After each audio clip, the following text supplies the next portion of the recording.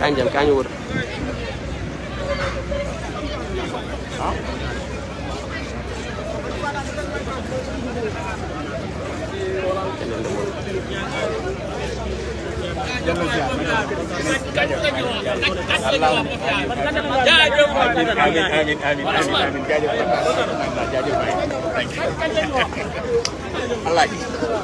Alaaji ci loolu nekk Alaaji rafet nga liggéey Alaaji jaajëf Xasan Alaaji rafet nga liggéey Alaaji ça va yéen si jàmm tey ça va bien maa ngi direct si Kaaj TV bi dana jox sa impression ah sëñ ñaan ñu lay ziar bu baax tey da nga ñëwoon ci manifestation place de l'Obélisque aha aha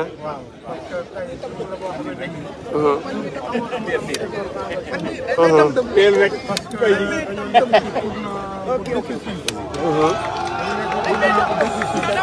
ci combat bi donc tey ñu ñëw ñun ñëpp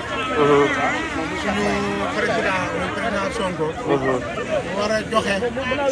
nga xamante ni mooy yoon wi ñu war a jaar fii ba 2024 buñ ci yeggee Macky Sall mu bëgg ko ak mu bañ ko yëpp ñu jox ko droit troisième mandat ak ñu bañ ko jox yëpp donc ñun comme nag dañoo nekk ci parti politique nekk ci coalition donc li nga xam ne moo indi tey mooy déglu suñu leader coalition muy président Sonko donc mu dégagé yoon bi su ko defee nga xam ne fii la ñu war a jaar parce que tey loolu moo ñu indi déglu président Sonko mu wax ñu fi ñu war a jaar fi ñu war a jaar nag bu ko xasee ba wax moom jeex na keneen déglootuñu keneen waaw bu ko xasee ba wax déglootuñu keneen donc loolu moo tax ñu ñëw tey teel a ñëw donc ñu ngi ñaan boo xamante ni yaa ngi lépp loo jàpp da nga ko bàyyi ba ñëw effectivement tey dañu soxla mobilisation exceptionnelle donc parce que fi ñu jëm moo ko waral fi ñu jëm dañu soxla ñëpp dugal ci seen loxo donc li ci gën a rëy nag mooy sol sa daal ñëw ci place bi ñu ngi woo ñëpp encore ñu ngi woo ñëpp yaakaar nañ ne ñëpp dinañ ñëw parce que ñun yàgg nañoo ñëw fii xam nañ ne fii chaque fois bu ñu masaan woote à partir de 15 heures la nit ñi doon commencé génn donc lii tey boo gisee 10 heures 11 heures nga ñëw fekk ci nit ñi donc loolu li muy wane mooy nit ñi am nañ détermination bi am nañ pas-pas bi fas nañ yéene aussi lépp lu xeex bi laaj ko yéene def incha allah léegi lan ngay wax ñi nga xamante ni ñëwaguñu pour lan nga wax pour encourager leen ñu ñëw moom laa wax sànq ma ne leen képp koo xamante ni instant bi yaa may déglu loo jàpp na nga ko bàyyi te ñëw xam na jour tey bii moom soxlawuñ partage tey jour tey bi li ñu soxla mooy ñëpp ñëw waaw tey dañu soxla ñëpp génn ñëw donc parce que ñëpp génn ñëw loolu mooy doole dëgg la waaw parce que jour bu nekk dafa am lu ñuy soxla su président toogee di def live lu ñu soxla mooy képp ku da nga partage mu gën a yaatu mais tey dañoo woote tey moom li ñu soxla mooy ñëpp ñëw waaw tey li ñu soxla mooy ñëpp ñëw donc lu waay mën a def na nga ñëw am na ñu sori man am na benn mbokk moo xamante ni 5000 francs la ma envoyé dama mënu maa ñëw mais 5000 bi maa la ko envoyé nga jëndee ko ndox donc vraiment loolu xam nga ne lu rëy la kooku tey bu mënoon a ñëw day ñëw mais képp koo xam ne yaa ngi biir Dakar na nga ñëw képp koo xam ne yaa ngi biir Dakar lépp loo jàpp na nga yoon ko bàyyi te ñëw nga xam ne wax ji ñëw gi moo sox mooy farata bi tey tey ñëw bi mooy farata bi loolu la ñu soxla si ñëpp lépp lu ay mën a def te ñëwoo rek xamal ne defoon li la war donc nag képp koo xam ne nii da ngaa bëgg a def li la war mooy na nga ñëw nga déglu président Sonko mu wax li muy wax su ko defee ñu daal koy jëfe incha allah ñu ngi sant ñëpp di gërëm ñëpp merci beaucoup kontaan nañ trop jaajëf ma dugal kii bi jëlal kii bi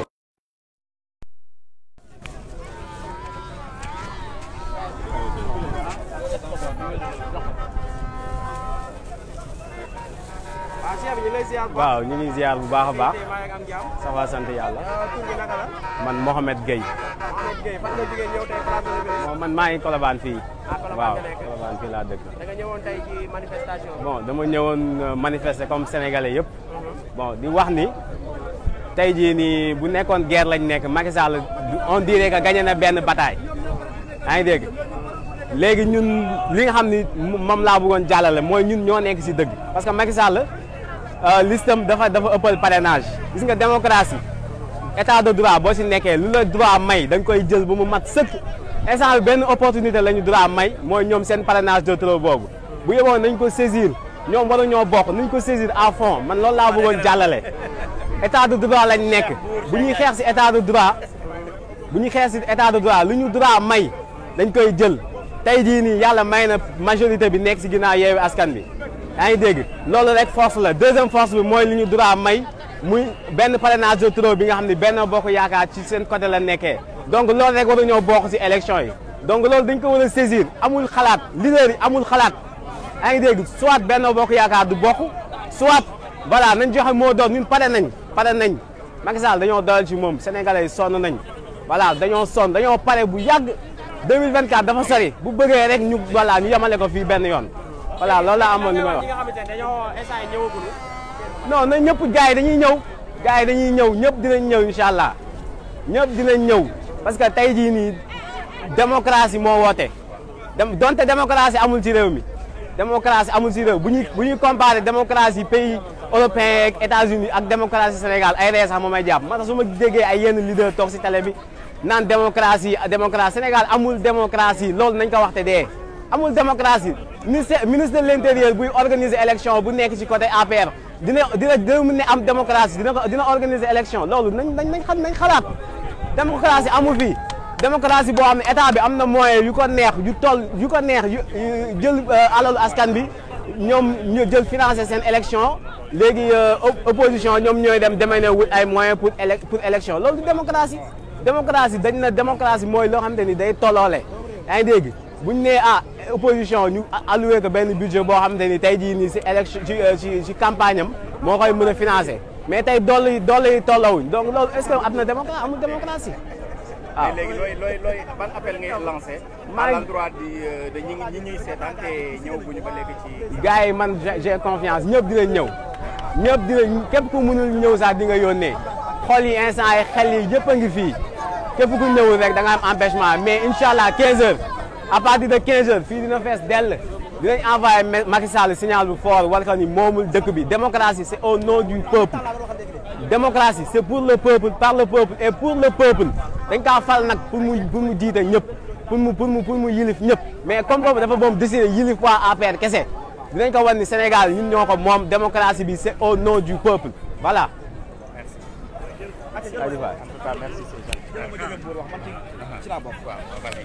ma lancé wàlla message booy.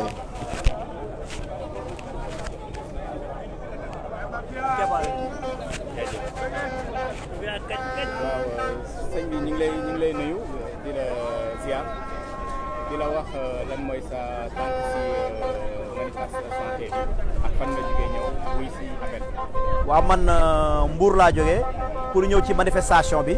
parce que comme que manifestation pacifique la autorisé nañ ko dañuy wax sénégalais rek ñu ñëw wuyu si ñu manifester ci jàmm ñu ñibbi ci jàmm di lancer appel aussi le président Macky Sall mu xam ne 2011 2012 ñun ñëpp dañoo taxawoon di xeex ba tey mu falu parce que bu jeunes yi taxawul woon tey car bloquant bi jàll tey président Macky Sall du nekk président Sénégal donc jeunes yooyu nga xam ne ñoo ko yor xeexal ba mu falu tey jeunes yooyu tamit la war a xoolaat ba nga xam ni mu respecté constitution bi respecté démocratie ñu bàyyi liste yi nga xam ne war nañ jàll ñu jàll fekkee nag mënul nekk ba kii ñu reporter élection yi ñu organiser élection yi transparent mais organiser élection fii sans leaderu parti opposition yi loolu vraiment tey professeur Amsatou Sidé ba wax na ko nee na moom li conseil constitutionnel xamul ban droit la ci àdduna bi même xale bi gën a ndaw sa boo ko laajee xamul ban droit la donc dañuy lancer appel jeunes yi teew fii yëpp ñu manifester ci jàmm ñu ñibbi ci jàmm parce que leaders yi leen woo fii yëpp ci jàmm lañ leen woo bu kenn dem di yàq bu kenn dem di toj di lancer appel aussi jeunes yi nekk fii di dàq ay TFM ay RFM ak yeneen journal yi nañ leen bàyyi ñu couvrir manifestation bi parce que nous sommes en démocratie bu ñu leen autorisé manifestation bi démocratie la man bokkuma fenn mais li tax ñu doon jàppale Macky Sall 2011 ci laa bokkoon di xeex ba mu falu dañoo jàppoon ni bu changé rek jeunes yi dinañ am liggéey dëkk bi dina changé mais ay màggetu politiciens yi fi nekkoon démb ak bërki démb ñoo fi nekk di séddoo milliards yi boo xoolee 99% chance ñiy jàppale Macky Sall yëpp seen intérêt doo nga tax ak xaalis bu ñu def seen poche donc institution yi inutiles yi nañ ko annuler jël xaalis bi ñu def ci institution yooyu financé ci jeunes yi financé ci hôpitaux yi xam nga lu tax ni hôpital Grand Mbour ñu dëkk Mbour hôpital bi amul sax ambulance hôpital bi boo fawee doo faju donc loolu la président Macky Sall war a jël préoccupation population bi 2024 mu jël ku bokk ci moom wala ku mu manti doon organiser des élections transparentes libres mu dem ci jàmm ak salaam sorti par la grande porte 2029 en toute démocratie yoon may na ko bu ko neexee mu ñëwaat donc loolu rek moo tax ma ni man tamit dama fiy teew di wax sama kàddu di wax jeunes yi saagante bi ci internet bi waxante lu ñaaw yi yooyu tamit nañ ko bàyyi parce que Sénégal benn dëkk la ñun ñëpp ñoo ko bokk ku ci nekk boo deewee sa bokk mooy ñëw am na kër yoo xam ñi APR lañ bokk ñuy fenn donc message boobu laay lancé buñ paree ci manifestation dañu raxas fii ba mu set ñëpp ñibbi amul yàq amul toj amul wax lu ñaaw journaliste bu fi ñëw tamit bàyyi leen ko bu couvrir événement yi on métta léegi wax naa ko message boobu man bokkuma yeewu mais man Sonko laa gëm ni projet am buñ ko amee Sénégal dina changé sàccum xaalis bi milliards yi dina jeex jeunes yi dinañ am xaalis bi nga xam ne rek imagine 43 milliards yi président Macky Sall joxe bu ci dolli woon 3 milliards muy 46 milliards ñu jox séddale ko département yi département bu nekk ñu bàyyi fa 1 milliard département bu nekk financé yeneen communes yi ñii muy jox xaalis bi dina may 80 000 ñu jël leen ñu liggéey ci affaire yi ñu financé donc ñooñu chaque fin du mois dinañ am xaalis mais nga jox nit 80 000 mu lekk benn fan mu jeex suba ginnaaw ëllëg mu dem donc loolu la ñu wax ne le président Macky Sall na xam ne askan bi ñoo ko faloon man ci ñi ko faloon laa bokk te xaarumoon poste xaaruma dara Sonko suba tamit bu falawaatoon wala keneen tamit xaaruma poste xaaruma dara li may xaar mooy askan bi liñ soxla ñu def ko di lancer appel le président Macky Sall ak ku mën di doon ñu fàttaliku nit ñi dañoo sonn département Mbour sonn nañu aussi mafia kaj-kaj aussi ñu leen di remercier ci liggéey bu rafet bi ngeen di def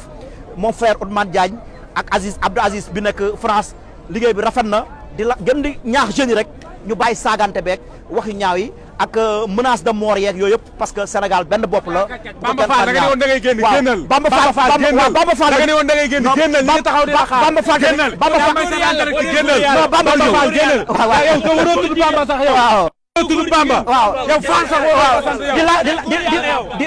di wax le président Macky Sall. di wax le président Macky Sall c'est le président de tous les Sénégalais bu mu nangu képp ku bokk ci moom di menacer waate di wax lu ñaaw ci internet bi Bamba Fall leader la c'est un maire warul génn ci internet bi wax lu ñaaw di menacer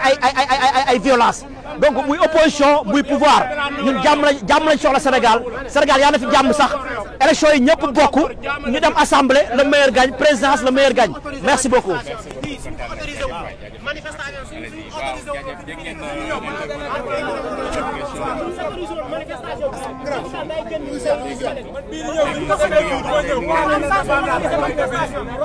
waaw Cheikh bi noo tudd.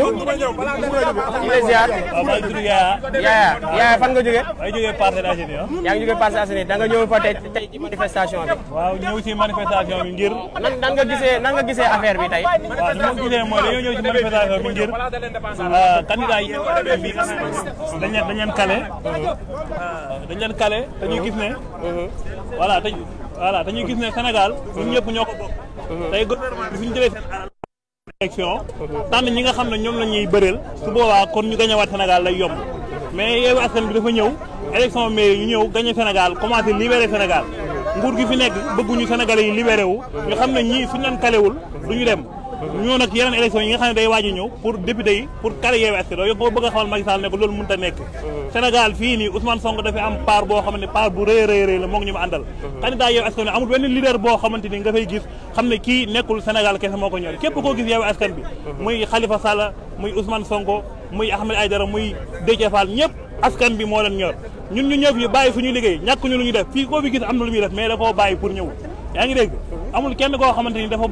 dafa ne di taxawal wala dafa bàyyi liggéeyam pour ñëw fii kon suñu fi ñëwee ñëw fi ngir suñu intérêt bopp ñëw ñu fi ngir intérêt Ousmane Sonko ñëw ñu fi ngir intérêt kenn dañu fay ñëw ngir intérêt général ndax ñi tëdd ci biir kër yi yor seen téléphone naan seen i bu leen génn na gars yi seen doom génn ndax 2012 Macky Sall Amadou Sall dafa génnoon ñëw fii Macky Sall milliard maire garde bu fii di fi fanaan ànd ak ñoom paa yi ñoom Moussa ñeneen ak ñeneen ndax seen doom dañoo ñëwoon fii nii Ousmane Sonko baay la Ousmane Sonko doom la ñun ay doom lañ ay baay lañ ay lépp lañ képp koo xam ne ni day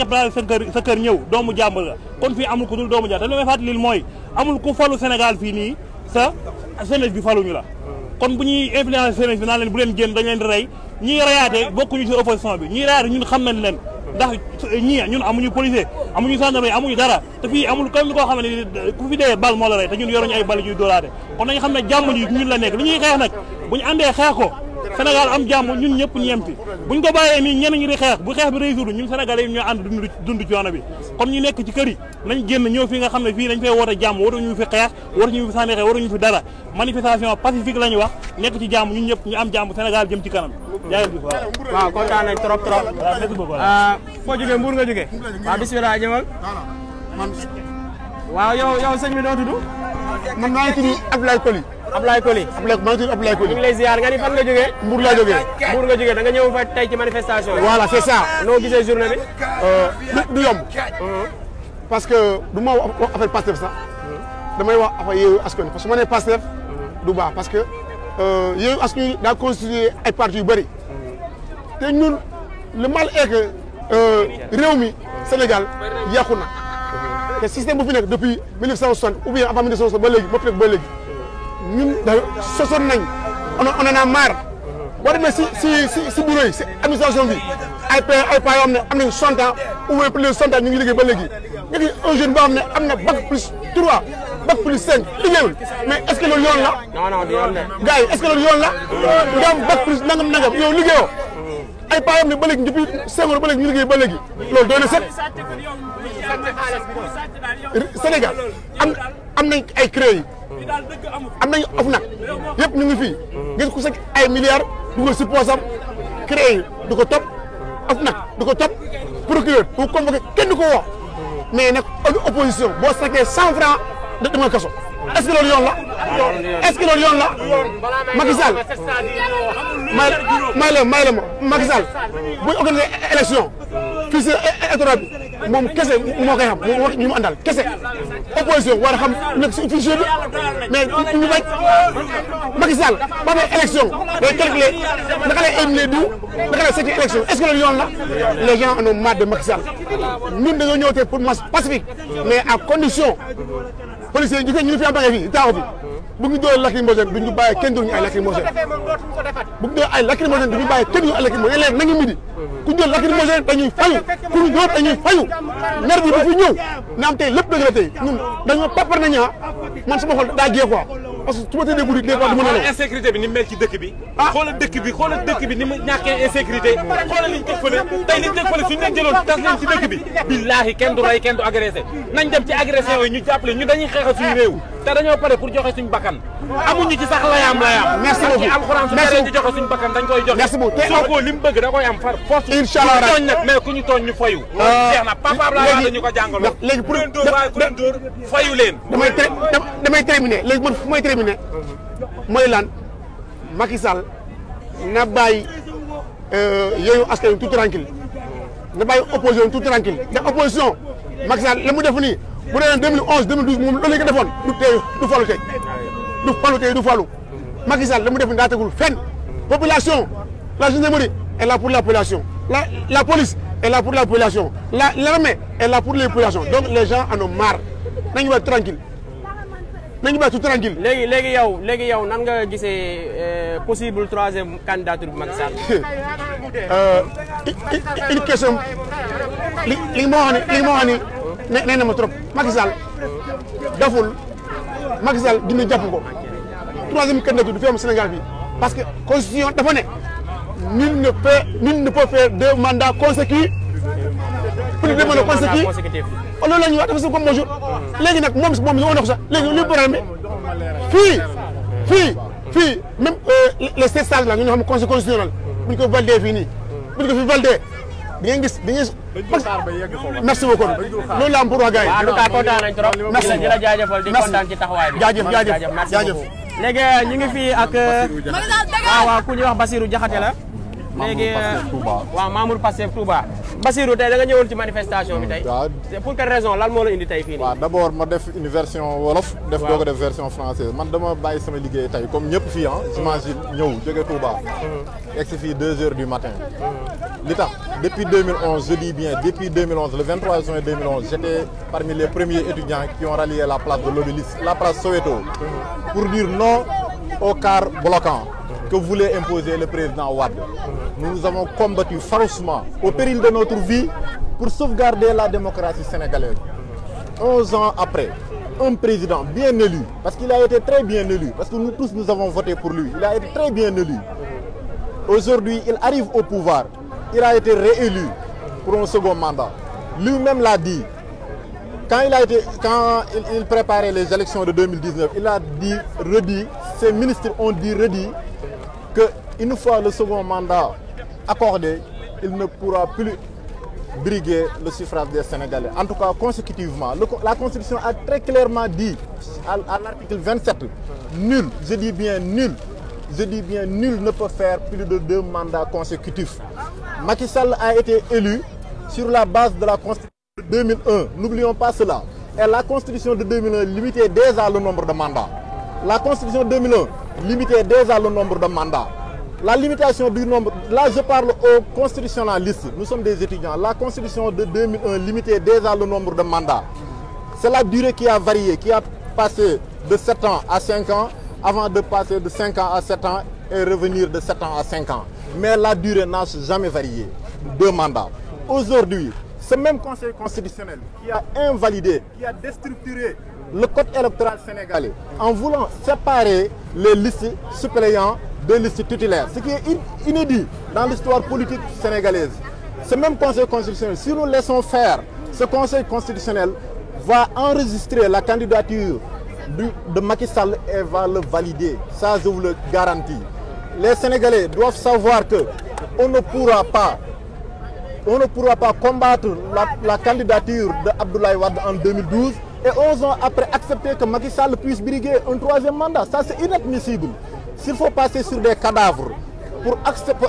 avoir ce mandat-là, nous sommes prêts à ce que Macky Sall et ses sbires passent sur nos cadavres. Mais il n'est pas question, et ça vous pouvez nous croire, il n'est pas question que la jeunesse sénégalaise accepte que Macky Sall puisse briguer un 3e mandat. Le Conseil constitutionnel, il faut qu'il sache une chose. Ce sont ces 7 juges qui veulent brûler le pays.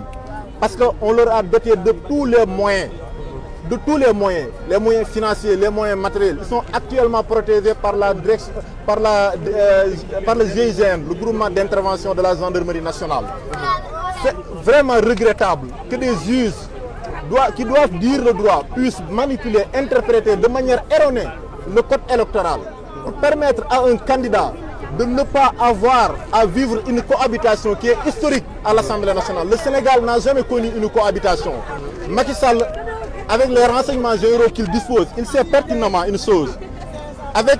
la coalition, l'intercoalition entre Wallu Sénégal et la coalition Yewwi Askan Wi, il sait pertinemment qu'au moins, au pire des cas, l'intercoalition va enregistrer au moins 100 députés. 100 députés. Dans ce cas-là, il sera minoritaire. Il saura que dans les 18 derniers mois qui lui restent, il ne pourra pas gouverner. En tout cas, comme il l'aurait souhaité. Aujourd'hui, sachant cela, il veut torpiller le code électoral, s'ouvrir un boulevard pour pouvoir encore obtenir la majorité à l'Assemblée nationale. Ça, nous ne l'accepterons pas. Il faut que les gens qui nous gouvernent sachent que le droit... Le reste des lois et règlements, on ne peut pas l'imposer aux citoyens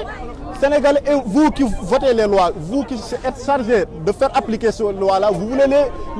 les violer. Ça, c'est inacceptable. Nous ne l'accepterons pas. La loi, c'est pour tout le monde. La loi s'applique à tout le monde. Qu'on s'appelle Macky Sall, qu'on soit président de la République, qu'on soit ministre, qu'on soit marchand ambulant, étudiant, nous sommes tous soumis à l'autorité de la loi. Il faut que les gens l'acceptent. On ne pourra pas dire que ces gens-là, on va leur appliquer le droit, on va leur appliquer la loi. Que Macky Sall pense qu'il est au-dessus des lois. La Constitution dit très clairement que, à son article 8, les gens peuvent librement manifester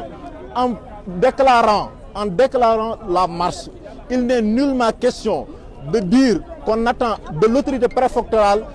l'autorisation de marcher. La Constitution ne le dit pas. La Constitution, c'est la loi fondamentale.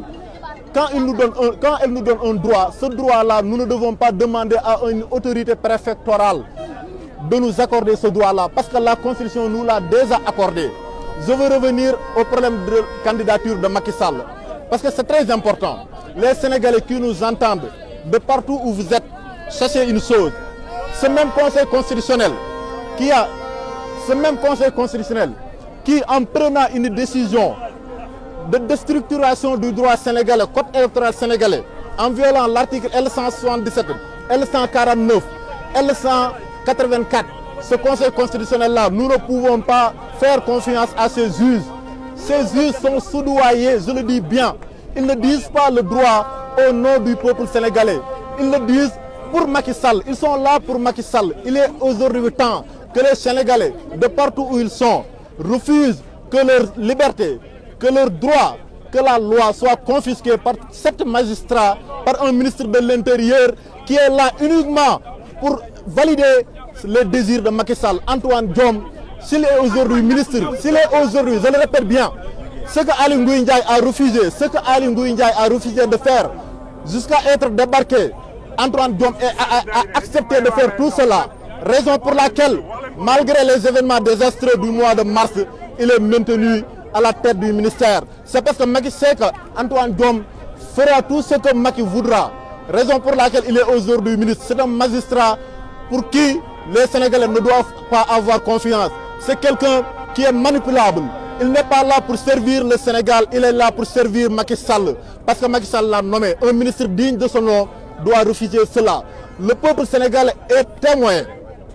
Aujourd'hui, nous tous, nous avons rallié cette place-là de la nation pour dire, voyez tous, ce sont des jeunes qui ont laissé leur travail et qui sont venus ici pour dire non à Macky Sall. S'il y a lieu de passer sur des cadavres pour rester au pouvoir, nous serons ces cadavres parce qu'aucune force de sécurité ne pourra nous empêcher de nous dresser contre Macky Sall, contre sa volonté de rester au pouvoir. Vous l'avez tous entendu. Il est parti,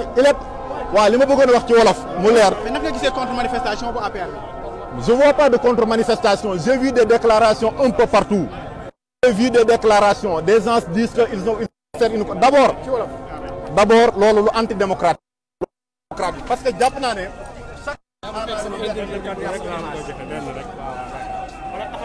voilà loolu laa la bëggoon wax sànq sax. voilà. da nga ñëwoon tey ci manifestation bi tur bi naka la. waaw man maay Cheikh Tidiane Sy Al Maktoum Junior. di kontaan bu baax a baax si liggéey bu mafia kàcci nekk di def si biir réew mi di leen sargal di leen féliciter bu baax a baax donc tey comme tous les Sénégalais dignes dama ñëw bokk si manifestation bi pour wax benn kàddu kese. man waxuma wax yu bëri li ma bëgg a wax mooy Macky Sall dafa war a xam ni dootuñu nangu ñu jël ay caprice u benn nit ak ku mën a doon bëgg ñu koo defal ay loi te yàlla def ñu amoon ay loi yu taxaw ba pare ñu koy jël di ko sandi di xool caprice u nit ki di ko defal lu ko neex loolu laa bëgg Macky Sall xam ni fu ñu taxawoon 2011 ba 2012 ànd ak moom xeex taxaw nañ tey fu ko ëpp pour que ñu mun a sauvegarder suñu démocratie boo xamante ne daanaka rey na ko donc. yow na nga gisee taxawaayu conseil constitutionnel li ma am pour wax ka mooy na xalaataat li muy def ñoom dañoo jàng seen lijaasa yi nekkul nit moo leen ko jox mi ak seen xam-xam nekkul nit moo leen ko jox yàlla moo leen ko jox pour ñu doxal dëgg donc bu la yàlla joxee xam-xam pour nga doxal dëgg mun a doxal dëgg nga xool nit ki xam ni tey ay fanam jeex na en tout cas bopp réew mi 17 mois xaw ma 16 mois moo ko desee na xam ni moom pare na te ñoom bu soobee yàlla ñu ngi fii ak ñoom ñu ngi fii ak seen i njaboot nañu xoolaat seen njaboot ñu siggil seen njaboot surtout ñu xam ne seen pap taxawoon na fii mu nekk bañkat taxawoon na fii mu xeex taxawal dëgg waaye sama pap dafa xool ay caprice su benn nit boo xamante ne tekkiwul dara mu def ko ay loi loolu dafa ruslu man nawloo ma pap bu mel loolu te yaakaar naa seeni doom duñu ko nawloo. instant lan ngay wax jeunes yi nga xamante ni ñi ngi seen kër yi génnaguñu. dama leen bëgg a wax ni appel nga leen di lancé. dama leen bëgg a wax ni. Sénégal ñun ñii ñoo ko moom su rawatina ñun jeunes yi suñu papa yi suñu yaay yi suñu maam yi suñu yaay yi daanaka pare nañ te yàlla xam na ni heure bu may wax ak yéen maa ngi gis ay paa yi nga xamante ne lu mu gën a néew am nañ 60 ans lu mu gën a néew am nañ 70 ans lu mu gën a néew am nañ 65 ans donc yow jeune bi yow mi amagul 40 ans yow mi amagul 50 ans yow mi amagul 45 ans yow la ñuy waxal génnal nga ñëw xeexal sa démocratie ndax dëkk yeneen i dëkk yi nga xamante ne tey yaa ngi leen di nawloo ba bëgg a voyager dem fa ñoom fii la ñu jaar liggéeyal seen réew mi tabax réew mi ba kenn ku ne bëgg a jóge fu nekk si àdduna ñëw fekk si leen donc tey réew mi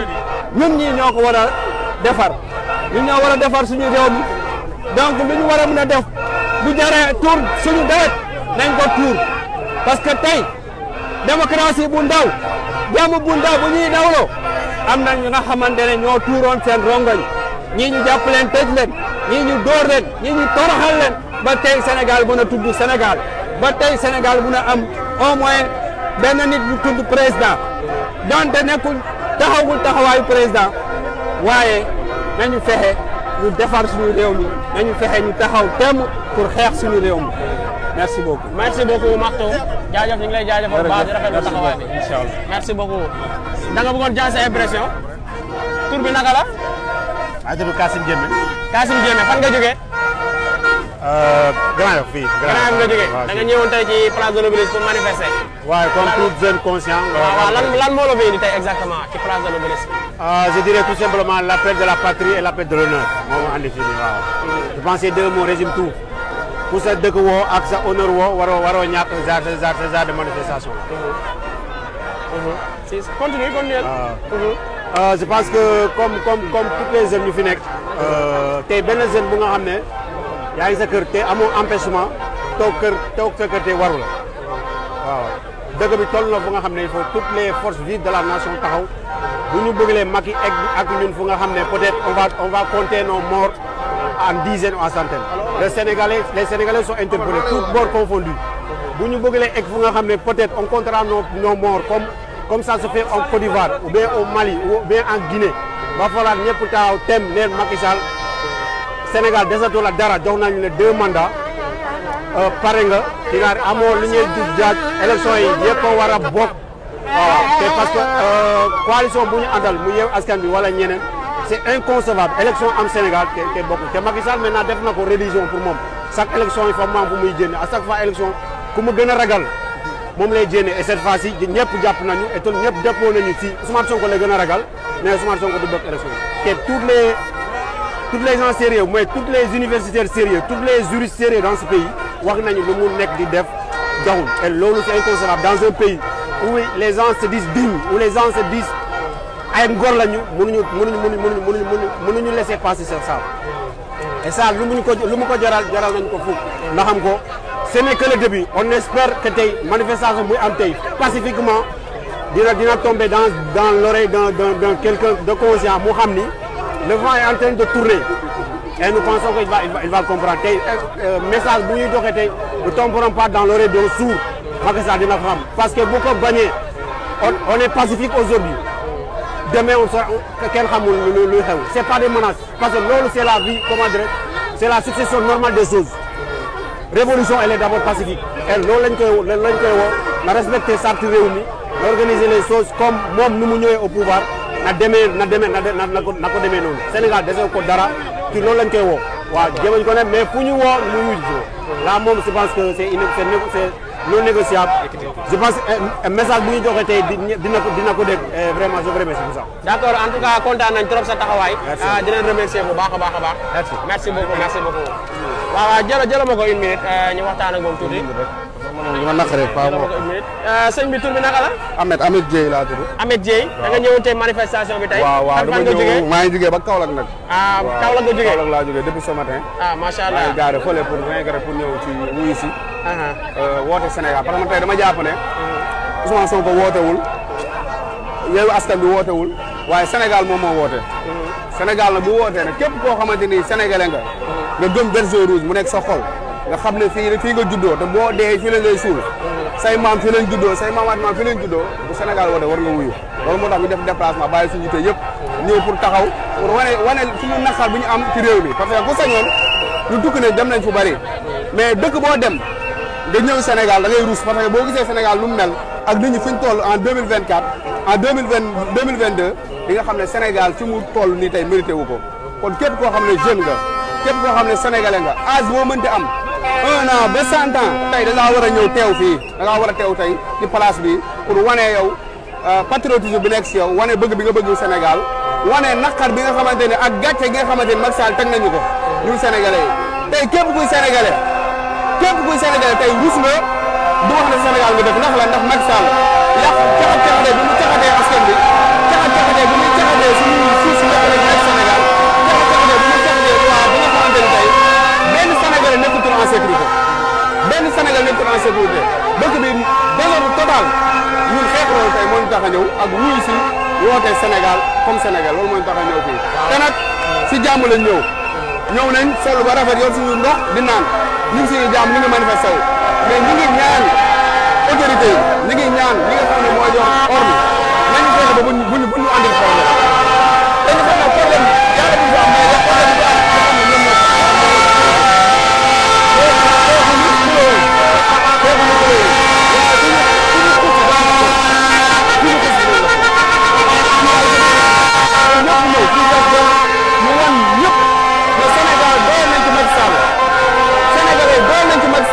Macky Sall ngir yàlla xamal ñu ñoo la faroon bëggatuñ la demal nga bàyyi suñu réew boo fekkee da ngaa pare na pour mu def 3e mandat na nga xam ne boo doon nga créé cimetière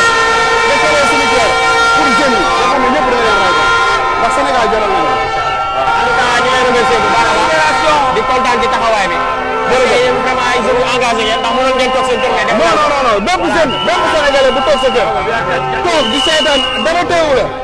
dama tënk wulaay ñëw bi boo nee bëgg Sénégal da ngay nax sa bopp naxoon sa bopp ngay nax. ñun Sénégal yëpp génn. ñun Sénégal yëpp génn ñu wane suñu bopp. ñun maître El Hadj Diouf la ñuy wax maître El Hadj Diouf la ñuy wax ñun Sonko du la tontu El Hadj Diouf. El Hadj Diouf Sonko du la tontu. Sonko du la tontu ñu ñoo lay tontu yow amoo jom boo amoon jom nga bàyyi Sonko ndaxte yow ba léegi yaay wax Sonko bu sa wax ak yow kon amal jom mag mu ñàkk jom mooy yow donc maître El Hadj Diouf je m'adresse à maître El Hadj Diouf encore une fois maître El Hadj Diouf yow amoo jom ñun ñoo lay tontu ñun les patriotes ñun ñoo les patriotes dëkk bi ba metti boo demee université ndoxu naan sax amu fa comprendre nga dund bi cher na location bi cher na ceeb bi cher na diw bi cher lépp a cher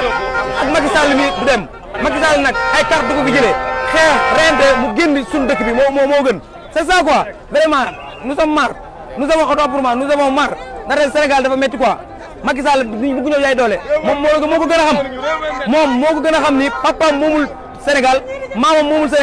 Sénégal du dono kenn moomu ko te incha allah rabbi nous avons faire telle sorte que incha allah rabbi il va quitter le pays incha allah rabbi teg fi Ousmane Sonko mu sell mi le président Ousmane Sonko mu sell mi incha allah rabbi vive Sonko waaw nous sommes des patriotes 100%. ngay wax jeunes yi ñi toog seen kër te ñëwaguñu ban. waaw incha allah xam nga incha allah xam nga ainsi nii bon ñoo ngi la ay 13 heures yooyu dinañ ñëw incha allah rabbi gëm naa lool na rek Sénégal ñëpp xam na ni les Sénégalais ils sont conscients vraiment ils sont conscients ndaxte xam na ni xeex bi ñuy xeex di question ay ñun la wala kay ñun suñuy sët la ak suñuy doom incha allah rabbi comprendre nga am na loo xam ne mooy loolu quoi te duñu bàyyi Macky Sall piétiner suñu justice bi. jaare ko ci les 7 charges yooyu du ma les 7 charges sax 8 charges la comme Sonko nu nga ko waxee les 8 charges voilà ok forever Sonko.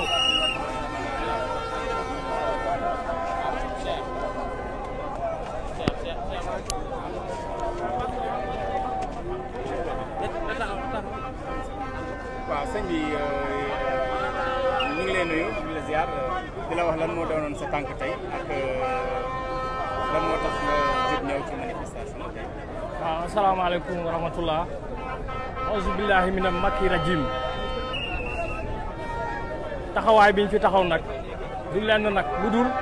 wane ne Sénégal ñoom moom suñu bopp taxawaay biñ fi taxaw day wane ne Sénégal fa mu nekkoon muy démocratie depuis 1960 ba léegi ñi ngay xeex moo ngi foofu dund bi cher na luwaas bi cher na Macky yëgul lu xew moom moo ngi gundaandaat mu ngi yor suñu avion di dugg di yéeg di wàcc nu mu ko neexee démb la si mujj information yi wane ne jot def ay augmentation te tegu ko fenn la ko tegul comprendre nga dëkk bi démocratie moo fiy dox par la force gis nga manifestation buñ ko autorisé ñuy manifester par force te kenn mënu si dara sama wax nag du bëri l'essentiel laay wax nee na Sénégal bu ñu demee bay fal nañu xool bu baax kan la ñuy fal dañ ko xool ci jikko xool ko ci ay descendants ndax dafa am solo gis nga ba loola boo ko falee nag fii rek lay mujjee waxoon naa ko 2012 te li ma wax nii yàlla may na ma tey ndam ñi ngi ñaan nag yàlla mii nga xamante ne moo fi teg Macky Sall mu jëlee ko fi par la petite porte loolu laa amoon li may wax maa ngi jaajëf ñëpp.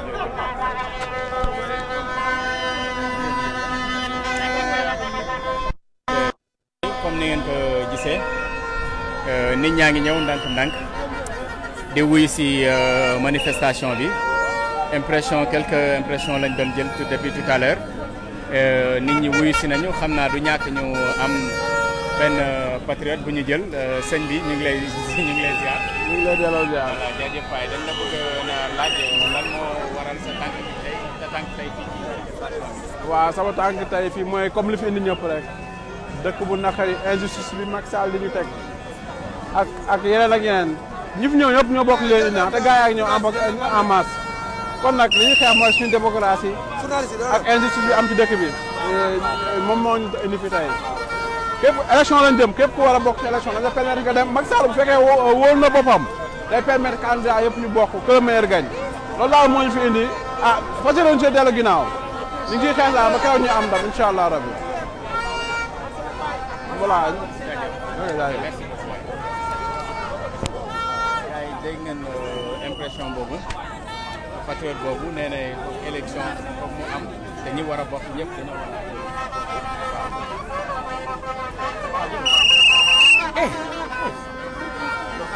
ma garde bi waaw salaamaaleykum man la Ousmane Diagne Mafia Kackac coordonnateur dama jot léegi ay information ay ñu bëri di ma woo comme quoi que ni man maa génne benn information ni dafa am accident bu am ci yoonu Kaolack ñooñu ñu ko bind dañuy fen du man maa ko bind man sama compte Ousmane Diagne la ku fa dugg di nga gis information yi may publier je n'ai jamais publié ça il paraît que les gens de Macky Sall veulent jouer à la manipulation ça ne passera pas man maay Ousmane Diagne musuma publier lu mel noonu sama compte dañ ko restreindre pour 29 jours beneen page bi may publier mooy Ousmane Diagne Mafia Kacc ku fa dem man ñaari compte yooyu ci laay waxee leneen li Kacc TV la léegi nag jot naa ay appels yu bëri gars yi ngi may continuer di mu woo chaque instant bàyyiwuñ ma sama téléphone baa ngi nii du muy sonné boobu ba léegi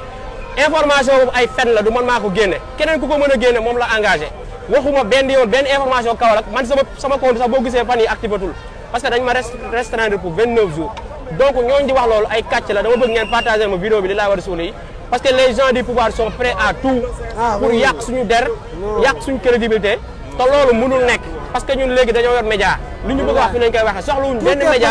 pour mën a wax li jeunesse bi bëgg a kii Kacc TV moom fi lépp loo xamante ni ay kàcc la fii lañ koy génne mu leer naññ encore une fois yéen ñi nga xamante ne yéen a ngi may suivre du man maa publier information bu wax ni Kaffrine xaw ma Kaolack dafa am accident loolu ci nit ñi laa ko yëgee musuma koo wax tey musuma ko wax ëllëg loolu leer na. benn kàcc aussi defu ko yaakaar naa. non loolu kàcc mënu koo def loolu les gens du pouvoir ñoo koy def parce que kàcc ñun ak ñoom ñoo far donc mënuñu publier loo xam ne c'est contre ma crédibilité. c'est-à-dire que bu ñu comprendre maanaam pouvoir bi fen jaral na leen lu nekk. fen jaral na leen lu nekk ak manipulation mais mafia Kacc lañ ko seqal. ñun duñu arrière duñu dellu gannaaw Macky Sall dinañ ko topp ba bàyyi ba ci Sénégal parce que ñun fooluwuñu caaxaanuñu li ñuy wax nëbbuñu ko nous sommes à visage découvert contre eux te nous les combattrons inchallah jusqu'à leur fuite du Sénégal. merci beaucoup pardon merci beaucoup assez gentil. jaajëf gars yi kooku moo nekk sunu coordinateur Ousmane Diagne il paraît que dafa am ku bind ne moom moo wax ne am na accident bu am yoonu Kaolack ainsi de suite pour manipuler les gens du pouvoir. Comme seen habitude la tout le temps li ñu xam mooy fen manipulation jaxase wax li nga xamante ni amul xam naa dañuy jël quelques patriotes yi nga xamante ni non ñi nga xam dañoo ñëw ci pour participer ci kii bi naka la tuddati ci manifestation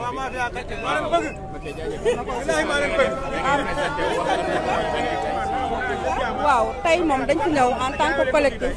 collectif bi nga xamante ne moom lañ tuddee ànd ak président Ousmane Sonko tabax Sénégal ñun Sénégal rek moo ñu ñor parce que Sénégal il faut ñu tabax ko ànd kenn rek moo ko mën a tabax muy le président Ousmane Sonko di leen bëgge bu baax yéen waa mafia kacci kacci ndax liggéey bi ngeen di def rafet na mais di wax ne Macky Sall di ko wax ne ko génn réew mi ñàkk génn réew mi yëpp lañ ci yemale dinañu xajal suñu dëkk bi ci nii wala ci nee parce que ay ndaw ñoo takku c'est jël seen avenir en main taxaw juste rek pour que un Sénégal ñu am un Sénégal meilleur parce que Sénégal foo laa la ñu metti nit ñi sonn nañ damm nañ tàyyi nañ benn nit bëgg ñoo rey du ñu rey nag des si balaa mu ñuy rey ñu génnee ko réew mi dàq ko te li ma waxoon laay waxaat si suñu point de presse bi bu moytul si turu bi lay jaar du jaar sa si bunt bi kon nag ñun ñëpp nañ leen takku rek te xam ne xeex bi incha allah rabbi dinañ am dam waaw xamante ni suñu constitution moo ñu may pour ñu manifester à chaque fois que buñ ko bëggee exprimer suñu kii muy taxaw pour interdire. non déjà moom dama ko yërëm parce que moom gëmul boppam en tant que jeune waru woon di ànd ak Macky Sall parce que dafa jàng fi mu war a jàngee moo gën a jàng sa Macky Sall am profession am bu gëmoon boppam du taxaw fii di wax loo xamante ni wax fa dëgg neex yàlla sénégalais yi nawlootuñ ko moom li mu ko war sax mooy mu démissionner mais Macky Sall la ñuy wax mu démissionner parce que bu démissionner rek gouvernement bi parce que ay incompétent lañ ay voyous de grands bandits lañ ay ñoo xamante ne lañ ah deret rek la ñuy dundee ñun la dañoo sonn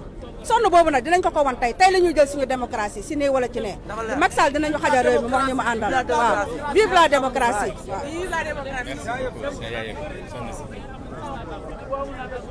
waaw xam naa dañuy continuer jël quelques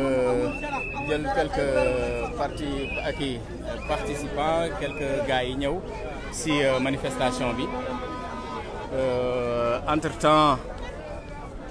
di leen wan foule bi fi dajeegum di leen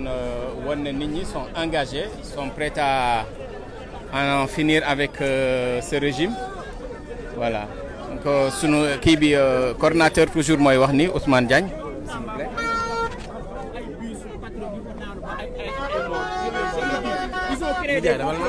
ay faux profil lañ créé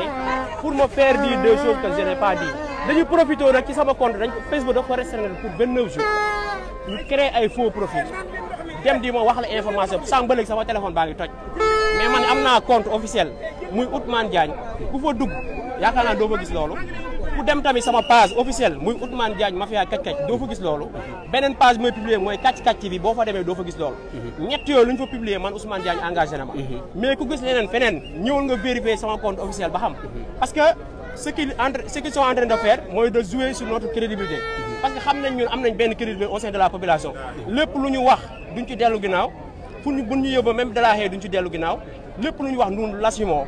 mais ay fen duñu nangu mukk ñëw di ko jël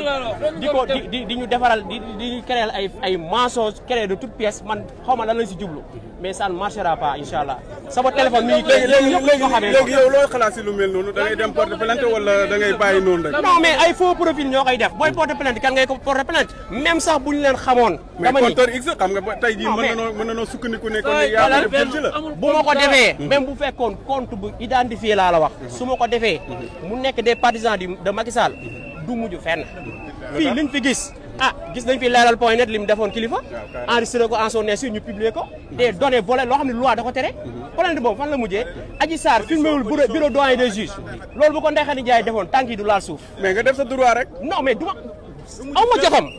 temps bu may perdre avec cette justice là laa amul bàyyi nañ leen ak yàlla